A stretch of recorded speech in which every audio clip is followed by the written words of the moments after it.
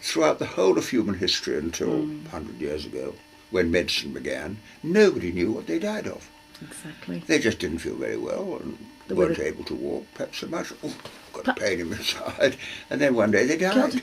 And I've got a sort of made a decision. I don't want to know what I'm dying of. Really?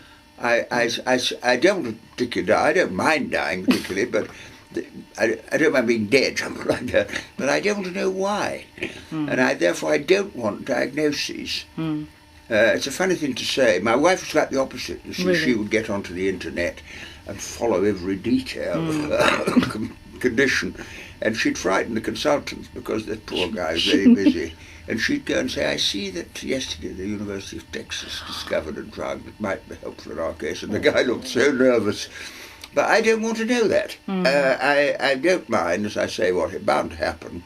But I'd quite like, ideally, I'd like to die making a speech. Well, I was going to say, to go out on a high.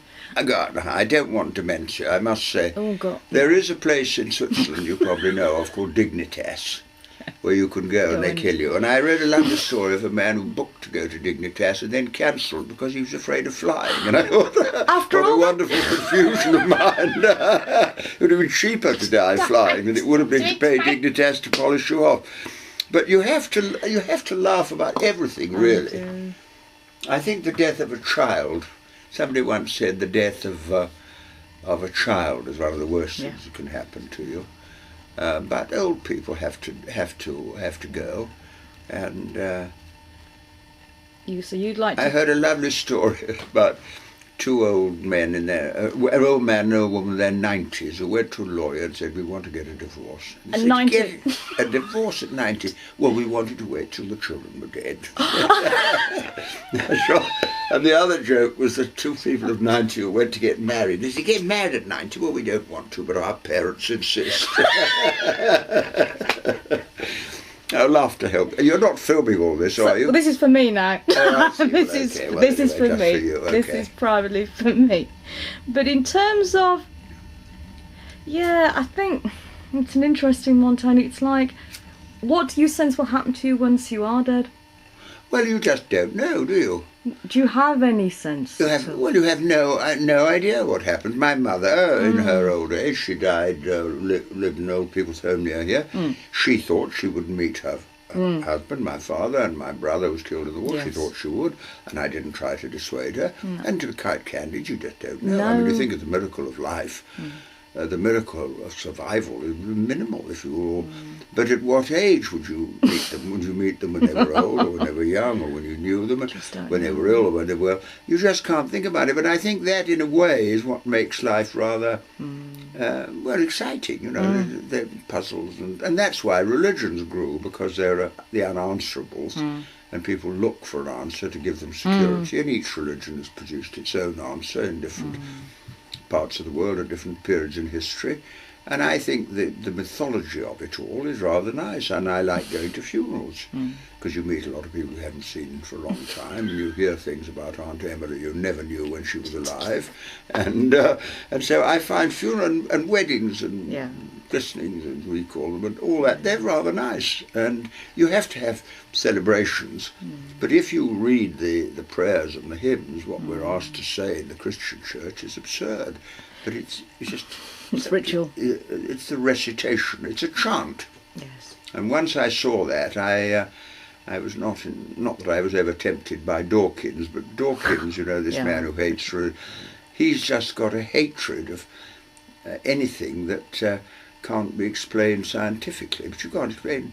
the really important things in life you can't explain scientifically anyway. And it's not why are you happy? There's no formula. A plus B squared equals happiness. And he lives in I think in a very, very narrow world of his own making, mainly reflecting hatred of religion. Well, if you hate religion...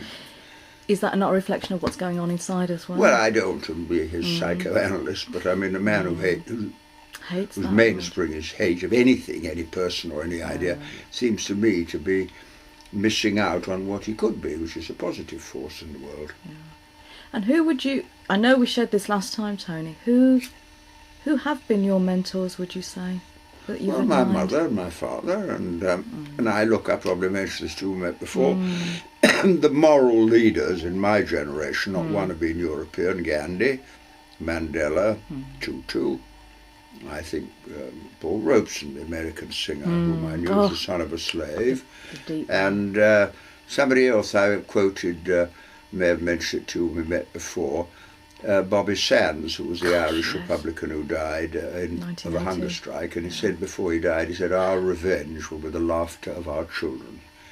And when I say that, I almost always burst into tears, because he said, all I want is that my children should be able to laugh. That's revenge enough for me. And now that, in a world where people are always trying to settle old scores and teach them a lesson and so on, I thought that was very inspiring. And he did give up his own life for his cause. He didn't kill anybody else. He killed himself, or allowed himself to die, and leave that message behind. So these are the things that have an influence on you, particularly as you get older. And you're not involved in the day-to-day struggle of living. Whatever it is you do. You're there just to think and reflect, and encourage.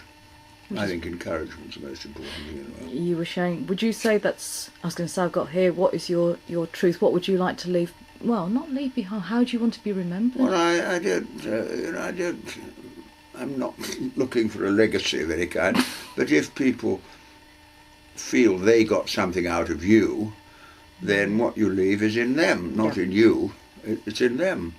And I think that is, because I think of my mum and my dad and my brother and the things that they left me, which mean something to me now. That is their legacy or my gift. And the fact it came from them, they probably got it from somebody else. So, it carries on from generation to generation. And when did you become a socialist? This is just for me now. When did you feel, or do you sense it was always there? What? That you were a socialist? Well, I described myself as one. When my dad was in the Labour Party, I thought of myself. I didn't quite understand the analytical basis until later. And when I studied the world, I realised you couldn't understand it unless you saw that these were the factors. I mean, imperialism was about the rich stealing from the poor to enrich themselves and establish that sort of relationship with the people they've captured and conquered. And that doesn't bring happiness, but it brings wealth, although you have to have enough to live. But I mean, the supreme wealth of the super rich or the imperial establishments don't bring happiness to anyone in particular. And in that sense, you compare us to the animals. The animals, if you look at a bird, all they're doing is looking for food. They're going up, and birds of prey dive and pick up a rabbit and carry it off. And they're not so different from imperial powers. They're all doing it. And you have not to be cynical. That's, I think, the great danger of saying, well, there's nothing we can do to change it all. It's all bound, it's all like that. We live in a jungle. I don't believe that for a moment, but I do also believe that the motivation of men, powerful, rich and powerful people, is not so very different from the motivation of one animal that lives off another. It's huge. Wow. Anyway, lovely to see you again. I hope that's helpful. If you find it worries him, don't show it to him.